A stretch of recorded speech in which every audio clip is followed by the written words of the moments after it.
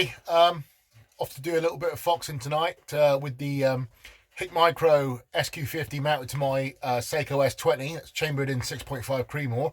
Going to be using the 95 grain VMAXs and the PULSAR Axion 2, whatever it's called, spotter LRF. So I'll put that in the description. But yeah, let's. I've got a friend of mine, got new permission, relatively new. So we're going to see how it goes. So yeah, let's get on with it. So this is the view across the landowner's property into this valley. There's sheep and stuff in there. As you can see, there's a fence line here, and foxes tend to follow fence lines and pathways on property, so it's always good to get yourself in around there.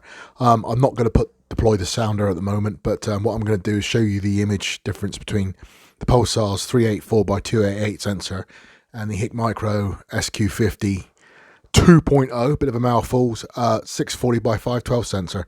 But anyway, I'm going to do that now and show you the difference.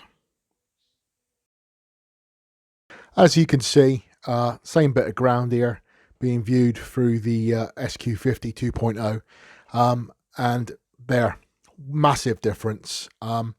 Just showing you, not slating the PULSAR. There is obviously a higher spec version of this spotter, but I just want you guys to see the difference and what everyone's banging on about when it comes to the sensor resolution, the net D value, etc, etc. But you can see quite a lot going on there. But I may go for a drive around in a bit and we'll see what's going on. But so I deployed the fox caller there in the field below there, about 150, 200 yards, just to say now I've missed this first fox rushing the shot. But you can see now anyway, the sheep and the lambs in the field there, I think it's about 400 or 500 yards away, but you can see the difference there. Unbelievable quality of the Sq50.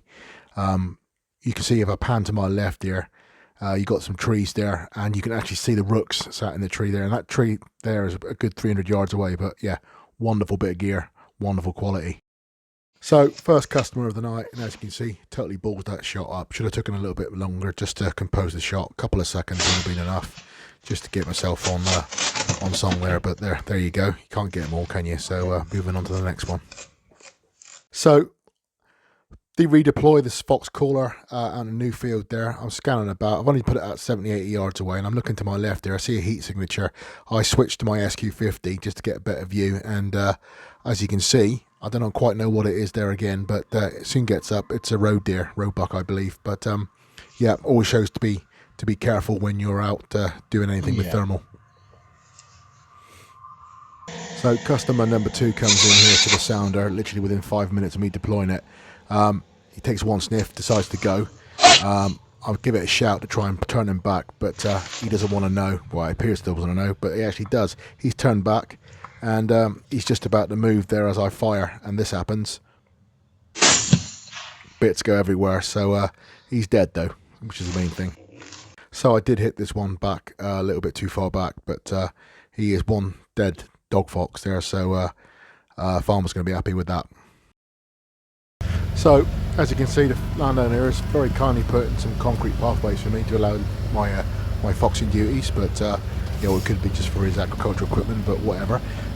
So I'm on my way to my last field of the night. It's quite a big permission. I don't really want to do all of it, so as I've got other reviews to do. So come along here now, and we should happen across this fella.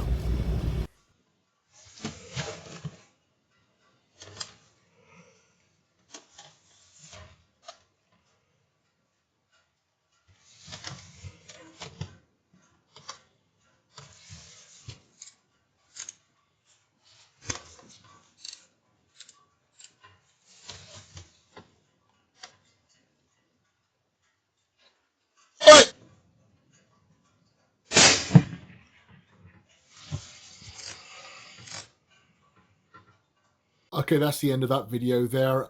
Wrap things up. It's only a short video, but going to be swapping this Hikmicro Sq50 out for the Thermatec Aries 635 that Thermatec kindly sent me for review. I'll be bolting that onto the Creedmoor here and doing some more foxing, and I will also be doing some sub 12 work with feral pigeons and that. So watching for a review coming pretty soon. And don't forget to like my videos, it really does help. And looking for the Thermtech review coming pretty soon. Thank you.